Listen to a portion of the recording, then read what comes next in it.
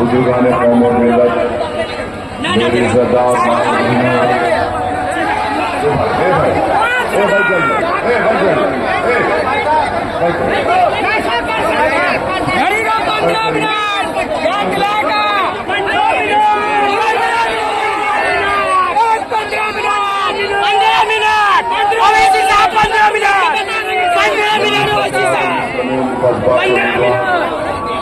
जनाब मोहम्मद शाहनवाज आलम साहब मंच पर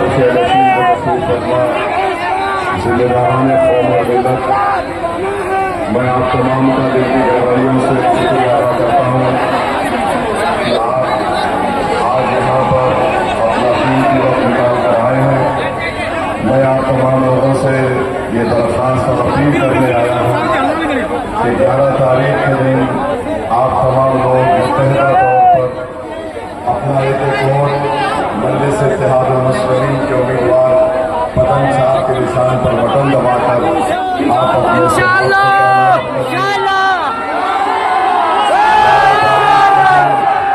आपका एक वोट सीमांचल से इंसाफ करने का एक जरिया बनेगा।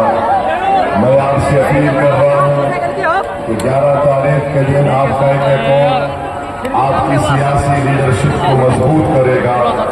11 तारीख के दिन आप मजलिस के पतन छाप के निशान पर वोट देकर आप कस्बा की जनता से इंसाफ दिलवाएंगे। आप जानते हैं कि सीमांचल भारत का सबसे पसमानदा इलाका है। यहाँ पर बहुत से तकालीफ और मसले मसाइल है। तो मैं आप तमाम से गुजारिश करने आया हूँ कि 11 तारीख के दिन पतन छाप के निशान पर बटन दबाकर आप जनाब मोहम्मद शाहनवाज आलम साहब को कामयाब करिए। याद रखिए और फख्र से भी कहिए कि कोई शेर शाहबागी है तो फख्र से कहिए, कोई सुरजापुरी है तो फख्र से कहिए, कोई शेख है तो फख्र से कहिए। मगर याद रखिए इस बात को, अगर आप अपने इत्तेहाद को मजबूत करना चाहते हैं और अगर आप बीजेपी और नरेंद्र मोदी को शिकस्त देना चाहते हैं तो आपको अपने इत्तेहाद को मजबूत रखना पड़ेगा। असलियत का शिकार मत होइए। और आप जानते हैं कि शेर शाहबागी है, सुरजापुरी है, कुल्हैया है, शेख है, अंसारी है, इन सबको मिलकर मजलिस के उम्मीदवार को कामयाब और कामयाब करना है।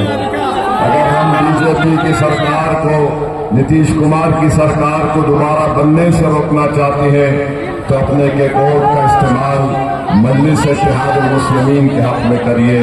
मेरे अजीज दोस्तों और बुजुर्गों, 20 साल से नीतीश कुमार की सरकार है। कभी नीतीश कुमार नरेंद्र मोदी के साथ बैठकर चाय पी लेते हैं तो कभी तेजस्वी को अपने खरीद कर लेते हैं। मगर आप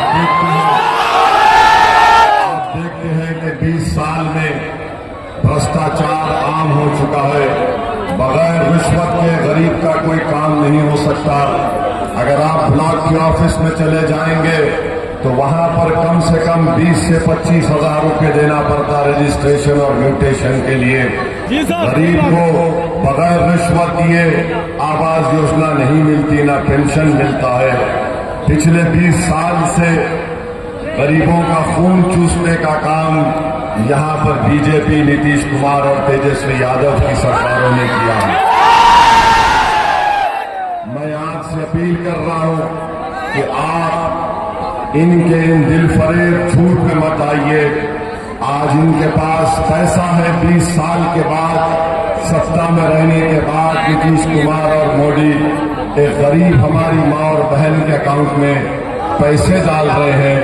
मैं उनसे पूछना चाहता हूं, तुमने जो 20 साल में इतना गरीबों का खून और पैसा लूटा, तुमको तो चाहिए था कि तुम कम से कम 50,000 एक गरीब बहन।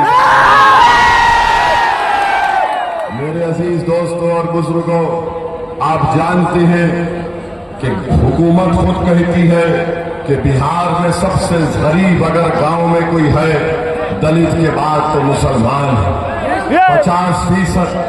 50% अल्पसंख्यक समाज के मुसलमान गरीबी रेखा के दर से नीचे अपनी जिंदगी गुजारते हैं।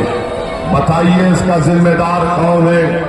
हुकूमत का आंकड़े बताते हैं कि 90% मुस्लिम महिला अपने बच्चे की डिलीवरी या पैदाइश अपने घर में करती है, क्योंकि अस्पताल नहीं है उनके पास, रोड नहीं है, पुल नहीं है।